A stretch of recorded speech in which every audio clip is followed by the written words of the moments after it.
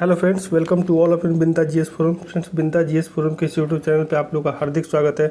Friends, आज की इस सेक्शन में हम लोग 1 बाय 1 करके देखेंगे ज्ञान विज्ञान का सीरीज जो राज्यसभा टीवी के द्वारा प्रस्तुत किया जाता है, जिसमें हम लोग कोविड-19 पैंडेमिक के कारण जो समस्याएं पैदा हुई और उससे रिलेटेड जो सॉल्यूशन विज्ञान, साइंस एंड टेक्नोलॉजी के सहयोग से मिलेगा, उसको हम लोग एक एक करके जानेंगे। जिसमें हम लोग ये जानेंगे कि जो वैक्सीन को कैसे डेवलप किया जा रहा है, इसके थ्रू जो एजुकेशन सिस्टम है उसमें मास्टर जी ऐप का क्या योगदान रहेगा, और जो वाटर हार्वेस्टिंग और उसके ट्रीटमेंट के बारे में हम लोग 1 बाय 1 करके सारे टॉपिक्स को देखेंगे। तो आप कृपया पूरा लेक्चर देखें और इससे आप लोग ज़्यादा से ज़्यादा लाभान्वित हो। ये सारे कॉम्पिटिटिव एग्ज़ाम और जो लोग भी ज्ञान विज्ञान के बारे के माध्यम से कोविड-19 की समस्याओं के समाधान चाहते हैं, उसको देखें। इसी के साथ मैं इसको रिज्यूम करता हूँ। Let's watch it. ठीक है, ज्ञान में आपका स्वागत है। मैं हूं आपके साथ ऐश्वर्या। आज के इस अंक में हम बात करेंगे नोवल कोरोना वायरस के हवा में प्रसारित होने को लेकर आ रहे तथ्यों की। बताएंगे क्या है डीआरडीओ द्वारा 12 दिन में तैयार अस्थायी अस्पताल की विशेषताएं। खबरें और भी होंगी, लेकिन सबसे पहले देखते हैं इस अंक की सुर्खियां। कोरोना वायरस के हवा में प्रसारित होने के तथ्य। विश्व स्वास्थ्य संगठन भी एयरबोर्न ट्रांसमिशन को लेकर गंभीर। किए जा सकते हैं गाइडलाइंस में बदलाव। शोधकर्ताओं ने विकसित किया nano coated filter medium, IIT Madras द्वारा विकसित। ये फिल्टर माध्यम 1 माइक्रोन तक के कणों को कर सकता है फिल्टर। डीआरडीओ ने 12 दिन में बनाया कोरोना स्पेशल अत्याधुनिक अस्थायी अस्पताल। और भूजल रिचार्ज के लिए वर्षा जल संचयन जरूरी। आसान और कम खर्चीली पद्धति से भी किया जा सकता है जल संरक्षण। कोरोना संक्रमण के हवा में प्रसारित होने को लेकर कई तथ्य सामने आ रहे हैं। विश्व स्वास्थ्य संगठन के मुताबिक दुनिया भर से आ रही जानकारी में कोरोना वायरस के एरोसोल और एयरबोर्न ट्रांसमिशन की संभावना जताई जा रही है। वैज्ञानिकों के एक समूह ने भी WHO से इस संबंध में गाइडलाइंस को अपडेट करने का आग्रह किया है, जिस पर गंभीरता से विचार किया जा रहा है। इस ताजा बदलाव पर ज्ञान विज्ञान की एक report.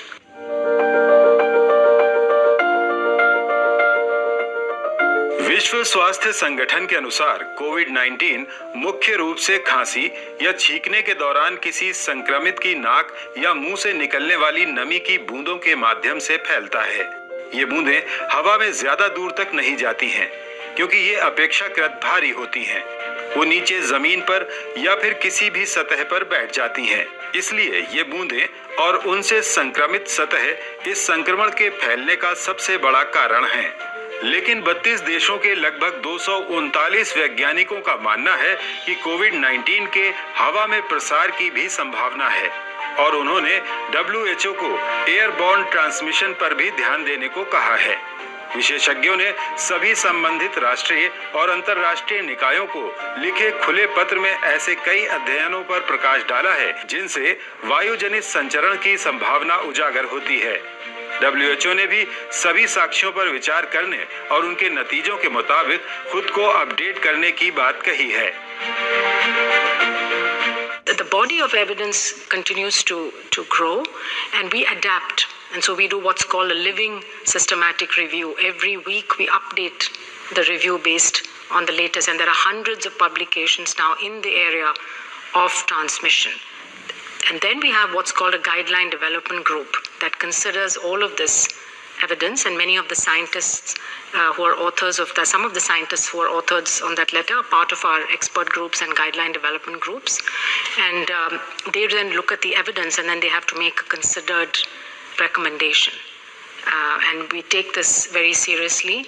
We are of course focused on public health guidance, and so any guidance that we put out has implications, of course, for billions of people around the world. So it has to be carefully considered.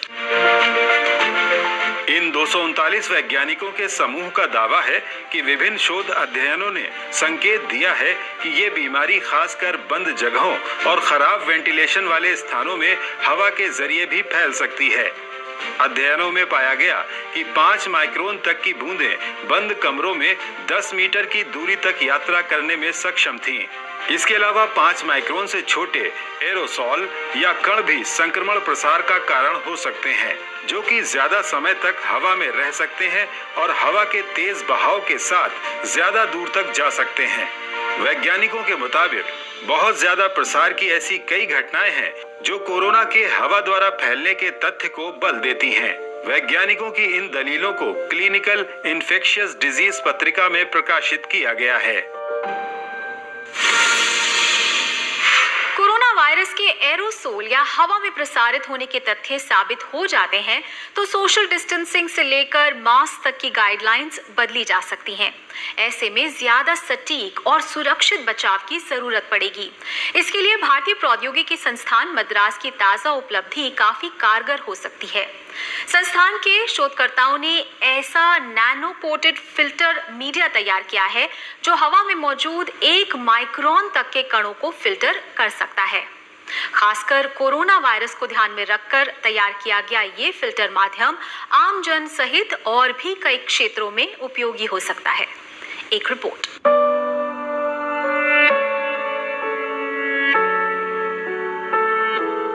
कोविड-19 संक्रमण के दौरान सबसे ज्यादा खतरा corona warriors को है।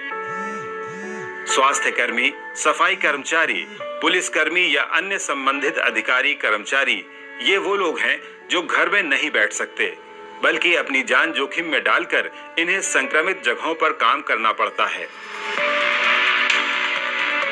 खासकर doctors और स्वास्थ्य कर्मचारी सीधे संक्रमित लोगों के संपर्क में आते हैं। हालांकि इनके लिए पर्सनल प्रोटेक्शन किट होते हैं, लेकिन फिर भी कई स्वास्थ्य कर्मी संक्रमण की चपेट में आ चुके हैं। इन्हीं कोरोना वॉरियर्स को ध्यान में रखकर भारतीय प्रौद्योगिकी संस्थान मद्रास चेन्नई के शोधकर्ताओं ने एक खास नैनो कोटिंग फिल्टर माध्यम विकसित किया है जो छोटे से छोटे कणों का शोधन कर वायरस से सुरक्षित रख सकता है। We aim to develop a nano-coated filter media which will be used in face masks to enhance particle filtration efficiency with suitability for filtering aerosol and airborne contaminants to reduce the impact of COVID-19. Nanofibrous materials of polymer like nylon 6 and nylon 6/6 and composites like graphene oxide, carbon nanotubes is coated on conventional filter material through electrospinning process to enhance the filtration efficiency. यह nano coated filter media cellulose paper पर एक nylon आधारित coating और electro spinning प्रक्रिया के माध्यम से विकसित किया गया है, जो कि हवा में मौजूद 1 माइक्रोन आकार तक के धूल कणों या रोगाणुओं को भी फिल्टर करने में सक्षम है, जो कि अपने आप में एक उपलब्धि है। इसका उपयोग फेस मास्क में ऐसे स्थानों के लिए किया जा सकता है जहां पर सबसे ज्यादा संक्रमण का खतरा है। इसके अलावा नैनो कोटिंग फिल्टर माध्यम का उपयोग श्वसन उपकरणों, ऑपरेशन थिएटर की वायु शोधन प्रणाली आदि में भी किया जा सकता है। The nano coating fabricated through this electrospinning process have fiber diameter less than 1 micron and can be positioned according to the need to enhance either surface or depth filtration for healthcare workers or public responders. This novel filter with multiple nano coating have capabilities to filter particles of the order of 1 micron size, which is a remarkable achievement which was performed at IIT Madras. कोविड-19 संक्रमण से बचने के अलावा इस nano coating filter medium को हवाई जहाजों के केबिन, एयर फिल्टर और सैन्य वाहनों जैसे बख्तरबंद गाड़ियों के इंजन आदि में भी किया जा सकता है। आईआईटी मद्रास के केमिकल इंजीनियरिंग विभाग के प्रोफेसर रघुराम चेट्टी और इंजीनियरिंग डिजाइन विभाग से प्रोफेसर स्वर्ण कुमार के सहयोग से अप्लाइड मैकेनिक्स विभाग द्वारा विकसित इस नवाचार को रक्षा अनुसंधान एवं विकास संगठन द्वारा वित्त पोषित किया गया है। नैनो कोटेड फिल्टर मीडियम का फील्ड परीक्षण अभी बाकी है, जिसके बाद इसे बड़े स्तर पर निर्मित किया जा सकता है, जो कि कोरोना के अलावा भी काफी उपयोगी साबित होगा।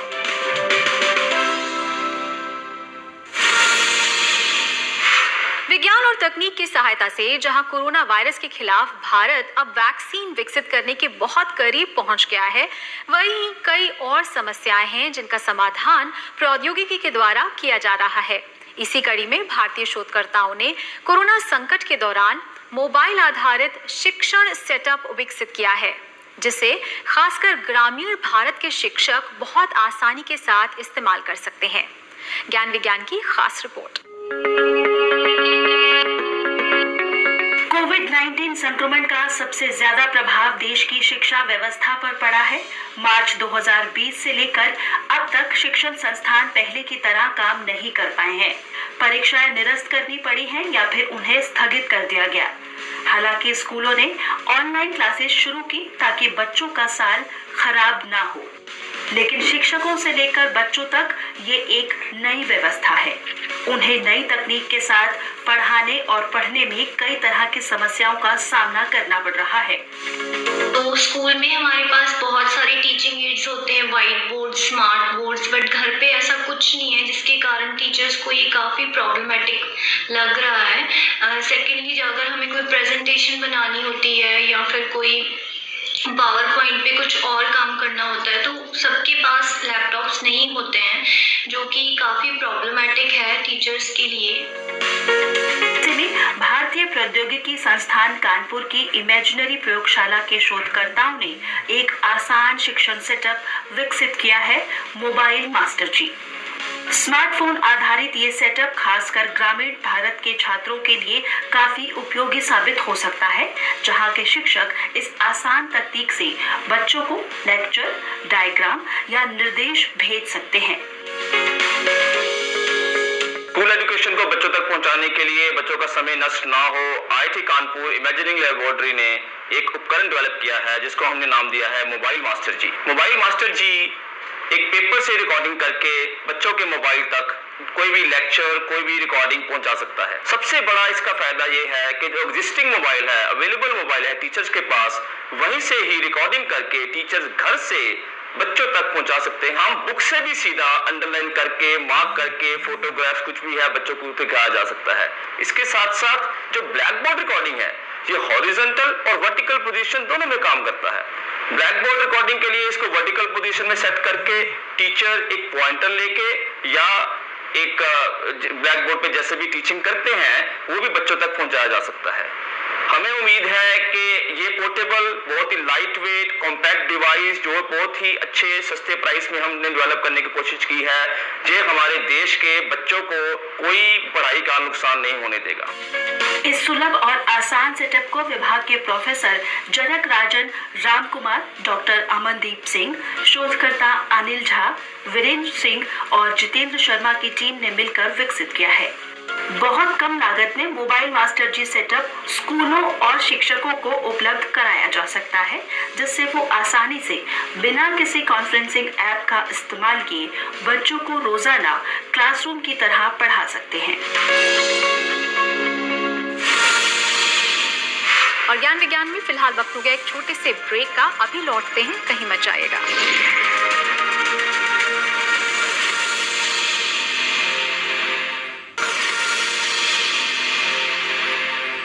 ब्रेक के बाद आपका स्वागत है। आप देख रहे हैं ज्ञान विज्ञान। रक्षा अनुसंधान एवं विकास संगठन ने 12 दिन में देश का पहला कोविड-19 अस्पताल तैयार कर दिया है। इस अस्थायी अस्पताल को वैश्विक महामारी को देखते हुए सभी अत्याधुनिक सुविधाओं से लैस किया गया है। इस अस्पताल में लगभग 1000 बेड हैं और 250 ICU की क्षमता है। सरदार वल्लभ भाई पटेल के नाम से विकसित ये अस्पताल आत्मनिर्भर भारत की तरफ एक और कदम माना जा रहा है। अस्पताल की विशेषताओं पर एक रिपोर्ट। कोरोना संकट के खिलाफ भारत में चल रही सफल मुहिम में सरदार वल्लभ भाई पटेल अस्पताल ने एक और आयाम जोड़ दिया है। खास कोविड-19 के लिए तैयार किए गए इस अस्थायी अस्पताल को रक्षा अनुसंधान एवं विकास संगठन ने कुल 12 दिनों में विकसित कर एक उपलब्धि हासिल की है। हाल ही में केंद्रीय गृह मंत्री अमित शाह, रक्षा मंत्री राजनाथ सिंह और स्वास्थ्य मंत्री डॉक्टर हर्षवर्धन ने अस्पताल का दौरा कर सुविधाओं का जायजा लिया। दिल्ली के कैंट एरिया में तैयार किया गया ये अस्पताल 1000 बेड और 250 आईसीयू यूनिट सैन्य मेडिकल स्टाफ को तैनात किया गया है जो 24 घंटे सेवाएं देंगे। हमारा आर्म फोर्सेस मेडिकल सर्विसेज वाले 400 आदमी इधर पूरा मेडिकल सर्विसेज 24 आवर्स दे देंगे। पूरा आगे और कंप्यूटर का नेटवर्क बनाया है और कंप्लीट नेटवर्क में इंफॉर्मेशन चलेगा और ये पूरा सर्विसेज 24/7 विदाउट एनी प्रॉब्लम दे देगा। ये मैं मेरा टीम को अभिनंदन देना चाहता हूँ। 12 दिन में 1000 बेडेड हॉस्पिटल, ये कोविड सेंटर नहीं है, ये कोविड हॉस्पिटल है। खास बात यह है कि इस अस्पताल के निर्माण से लेकर इसमें उपयोग की जा रही सभी सुविधाएं पूरी तरह से भारत में ही तैयार की गई हैं, जिनमें डीआरडीओ द्वारा विकसित तकरीबन 70 उत्पादों का इस्तेमाल किया गया है। इनमें सैनिटाइजर, मास्क, पीपीई किट से लेकर व्हीकल सैनिटाइजर टनल तक शामिल है। प्रवेश द्वार पर सैनिटाइजिंग टनल लगाई गई है ताकि हर आने जाने वाले को डिसइंफेक्ट किया जा सके। डीआरडीओ द्वारा विकसित खास डोर मैट का इस्तेमाल किया गया है, जिससे गुजरने पर जूते सैनिटाइज हो जाते हैं। स्वास्थ्य कर्मियों के लिए पीपीई किट और मास सैनिटाइजिंग सिस्टम लगाया गया है ताकि एक ही किट को सैनिटाइज कर कई बार इस्तेमाल किया जा सके। ये यूवी प्रकाश आधारित सैनिटाइजिंग सिस्टम है। अस्पताल में जगह जगह हैंड सैनिटाइजिंग सिस्टम भी हैं जो कि डीआरडीओ ने खुद विकसित किए हैं। कोरोना संकट में सबसे ज्यादा जरूरत वेंटिलेटर की मानी जा रही है। अस्पताल में पूरी तरह स्वदेशी तकनीक पर आधारित वेंटिलेटर लगाए गए हैं। डीआरडीओ ने भारत इलेक्ट्रॉनिक्स लिमिटेड और लगभग 400 आदमी इधर पूरा मेडिकल सर्विसेज 24 आवर्स दे देंगे। पूरा आगे और कंप्यूटर का नेटवर्क बनाया है और कंप्लीट नेटवर्क में इंफॉर्मेशन चलेगा और ये पूरा सर्विसेज 24/7 विदाउट एनी प्रॉब्लम दे देगा। ये मैं मेरा टीम को अभिनंदन देना चाहता हूँ। 12 दिन में 1000 बेडेड हॉस्पिटल, ये कोविड सेंटर नहीं है, ये कोविड हॉस्पिटल है। खास बात यह है कि इस अस्पताल के निर्माण से लेकर इसमें उपयोग की जा रही सभी सुविधाएं पूरी तरह से भारत में ही तैयार की गई हैं, जिनमें डीआरडीओ द्वारा विकसित तकरीबन 70 उत्पादों का इस्तेमाल किया गया है। इनमें सैनिटाइजर, मास्क, पीपीई किट से लेकर व्हीकल सैनिटाइजर टनल तक शामिल है। प्रवेश द्वार पर सैनिटाइजिंग टनल लगाई गई है ताकि हर आने जाने वाले को डिसइंफेक्ट किया जा सके। डीआरडीओ द्वारा विकसित खास डोर मैट का इस्तेमाल किया गया है, जिससे गुजरने पर जूते सैनिटाइज हो जाते हैं। स्वास्थ्य कर्मियों के लिए पीपीई किट और मास सैनिटाइजिंग सिस्टम लगाया गया है ताकि एक ही किट को सैनिटाइज कर कई बार इस्तेमाल किया जा सके। ये यूवी प्रकाश आधारित सैनिटाइजिंग सिस्टम है। अस्पताल में जगह जगह हैंड सैनिटाइजिंग सिस्टम भी हैं जो कि डीआरडीओ ने खुद विकसित किए हैं। कोरोना संकट में सबसे ज्यादा जरूरत वेंटिलेटर की मानी जा रही है। अस्पताल में पूरी तरह स्वदेशी तकनीक पर आधारित वेंटिलेटर लगाए गए हैं। डीआरडीओ ने भारत इलेक्ट्रॉनिक्स लिमिटेड और लगभग 150 अन्य उद्योगों की मदद से इन वेंटिलेटर्स को विकसित किया है। पूरा जो इक्विपमेंट आप देख रहे हैं इधर डीआरडीओ का इक्विपमेंट लगाया है, ये पूरा इंडिजिनस इक्विपमेंट है। वेंटिलेटर्स या हो, हैंड फ्री सैनिटाइजर हो, आप पीपीई का सैनिटाइजर हो और मास्क का सैनिटाइजर हो, कुछ भी देखिए। और ये वेंटिलेटर्स के अंदर में जो कंपोनेंट्स है वो भी इंडिजिनाइज किया 2 महीना के अंदर। ये वेंटिलेटर्स के साथ में 150 इंडस्ट्रीज काम किया है कम कंपोनेंट्स के लिए। और ये दूसरा सब जो कंपोनेंट्स और इक्विपमेंट में हमने बनाया 150 इंडस्ट्रीज। कुल मिलाकर कोविड-19 के लिए तैयार किए गए ये अस्थायी अस्पताल कोरोना का निदान देने के साथ साथ आत्मनिर्भर भारत की पहचान स्थापित कर रहा है। अस्पताल में विश्व स्वास्थ्य संगठन के दिशा निर्देशों का पूरी तरह पालन किया गया है। ये अस्पताल भारत के विज्ञान एवं प्रौद्योगिकी में बढ़ते कदम और इंडिजिनस विकास की क्षमता को दर्शाता है।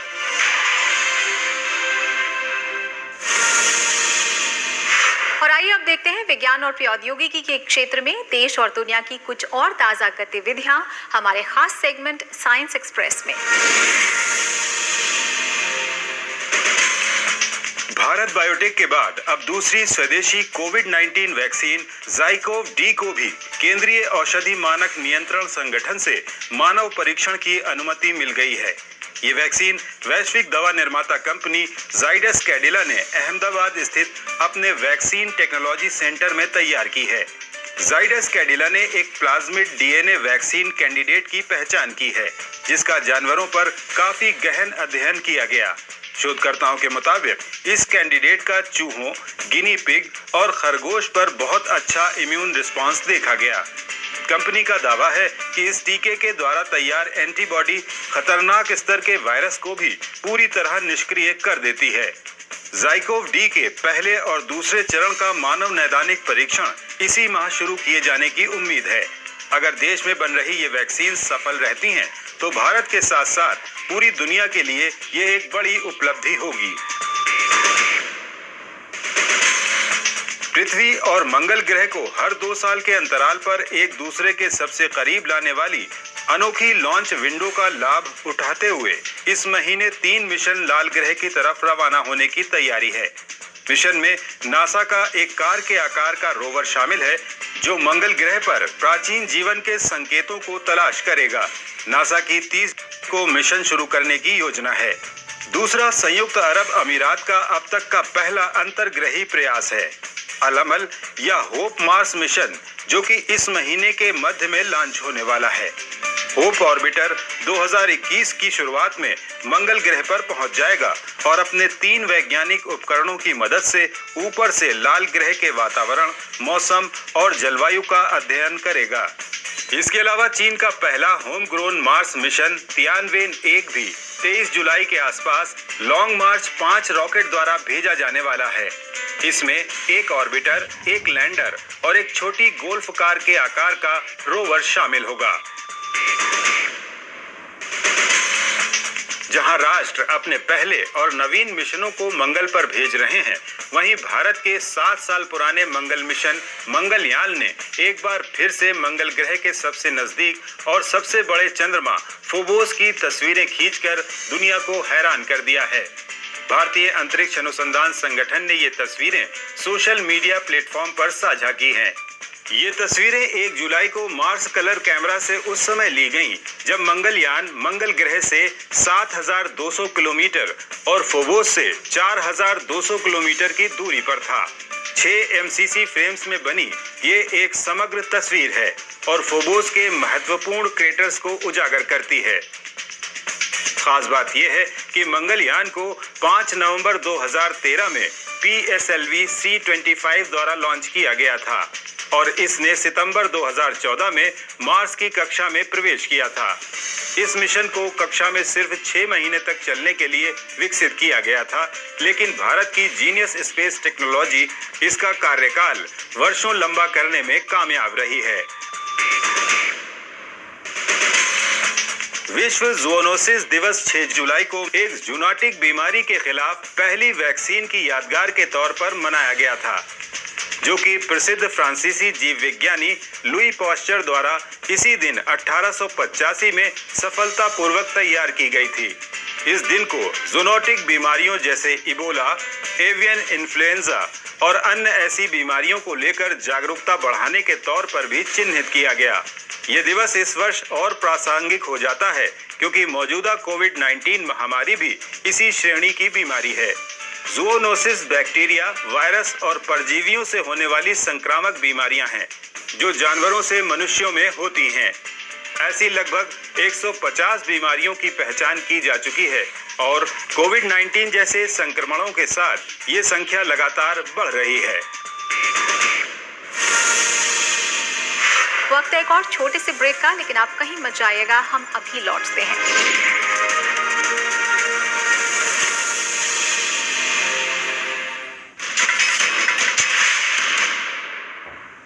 भीड़भाड़ वाले इलाकों में ना जाएं।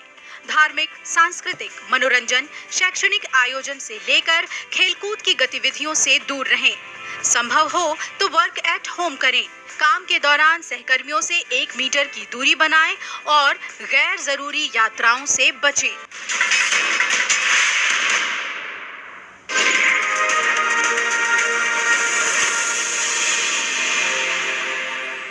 ब्रेक के बाद आपका स्वागत है। आप देख रहे हैं ज्ञान विज्ञान। पानी धरती पर जीवन की सबसे अहम जरूरतों में से एक है, जिसकी पूर्ति नदियों के अलावा बारिश और भूजल से पूरी होती है। लेकिन अब ये प्राकृतिक जल स्रोत सूख रहे हैं, कम हो रहे हैं। ऐसे में जरूरत है इनके संरक्षण की, जिसका एक तरीका है रेन वाटर हार्वेस्टिंग, जिसके द्वारा पेयजल संसाधनों पर बोझ कम करने के साथ साथ भूजल को रिचार्ज किया जा सकता है।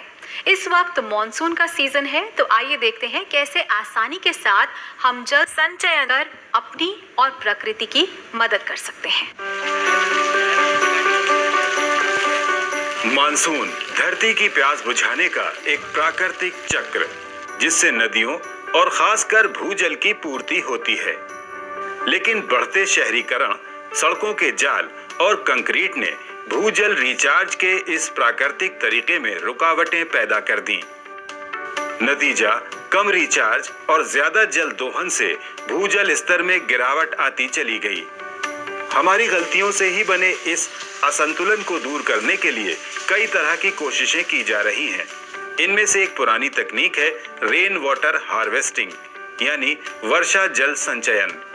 कम वर्षा वाले क्षेत्रों में ये तकनीक खेतों आदि में तालाब और पिट्स बनाकर अपनाई जाती रही है। वहीं शहरी क्षेत्रों में घरों और दफ्तरों में बहुत आसानी से बारिश के पानी को इकट्ठा कर इस्तेमाल में लाया जा सकता है, या फिर उससे भूजल को रिचार्ज किया जा सकता है। नई दिल्ली स्थित पर्यावरण से जुड़ी स्वयंसेवी संस्था विज्ञान व पर्यावरण केंद्र CSE लंबे समय से वाटर हार्वेस्टिंग को लेकर काम करती आ रही है। संस्थान ने अपने परिसर में भी कई तरह से जल संचयन तकनीक के मॉडल तैयार किए हैं। It's catching rain and using it in different ways. It can be like just holding the water in some tank, like you have a Syntex tank at your home or a cement tank. So it can be just holding the water and reusing it for your non-potable purpose like flushing, irrigation, cleaning, mopping. And in some places, in dry areas, it is also used for drinking, but with a proper filtration. Or it can be recharging your groundwater. वर्षा जल संचयन का मतलब होता है किसी माध्यम के द्वारा बारिश के पानी को जमा करना। CSE भवन में छतों से पानी परनालों के माध्यम से एक छोटे तालाब में जमा होता है। यहाँ से ओवरफ्लो होकर पानी पाइप के माध्यम से रिचार्ज वेल में पहुँचता है। रिचार्ज वेल या पिट में गिट्टी और रोड़ियां भरी जाती हैं, जो फिल्टर की तरह काम करती हैं। साथ ही इन कुओं में 10 मीटर गहरे पाइप्स भी लगाए गए हैं। पानी भरने पर इन पाइप्स के द्वारा पानी सीधा जमीन के अंदर पहुंचता है, जिससे आसपास का भूजल स्तर सामान्य रखने में मदद मिलती है। इसके अलावा परिसर में बारिश के पानी के लिए अलग अलग स्थानों पर सोकवे पिट्स यानी गड्ढे बनाए गए हैं। परिसर का पानी भी इन पिट्स से रिस कर भूजल रिचार्ज के काम आता है। Just simply made small pits, soak pits, like what we have, small circular soak pits you must have seen, those designed RCC slabs. So these are small pits through which you can just recharge your groundwater. So one way can be that you can make simple, economic, small soak pits, or you can make big recharge wells, diverting your roof water or your garden water or your parking lot or your paved surface, unpaved surface, anything. This pandemic has shown us that how important it is that actually to conserve water or harvest water. CSE ने अपने परिसर में kitchen और शौचालय से निकलने वाले पानी को भी रीयूज करने के प्लांट लगाए हुए हैं, जिन्हें रोड़ी गिट्टी और खास पौधों की सहायता से साफ कर कई तरह के कार्यों में इस्तेमाल किया जाता है। वाटर हार्वेस्टिंग बहुत आसान और कम लागत की प्रणाली है। बस जरूरत है अपने घरों या दफ्तरों की छतों से निकलने वाले पानी को किसी तरह रोक कर रखना। जिससे हम अपने आसपास के क्षेत्र का भूजल स्तर बनाए रख सकते हैं और साथ ही पीने के अलावा अन्य कार्यों में बारिश के पानी का इस्तेमाल कर सकते हैं। अगर पूरी सावधानी और विशेषज्ञों की मदद से सही फिल्टर लगाए जाएं, तो ये पानी पीने के भी काम आ सकता है। तो ज्ञान विज्ञान के आज के अंक में बस इतना ही। कार्यक्रम के बारे में आप अपनी फीडबैक और सुझाव हमें ईमेल कर सकते हैं